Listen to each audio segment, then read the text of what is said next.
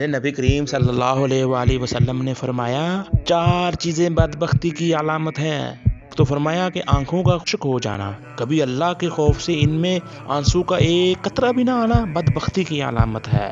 دوسرا، رسول اللہ صلی اللہ علیہ وآلہ وسلم نے فرمایا دل کا سخت ہو جانا بدبختی کی علامت ہے، کہ تیرے دل میں کسی کے لیے درد ہی نہ ہو، تیرے دل میں کسی کے لیے نرم نہ ہونا، تیری طبیعت میں کسی کی ہمدردی پیدا نہ ہو، یہ بدبختی کی علامت ہے۔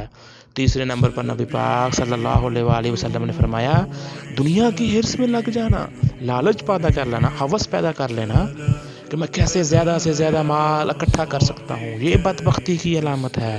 یہ دیکھیے کس طرح کے روحانی امراض ہیں جو بندوں کو جکڑ لیتے ہیں اور ان روحانی زندگیوں کو برباد کر دیتے ہیں۔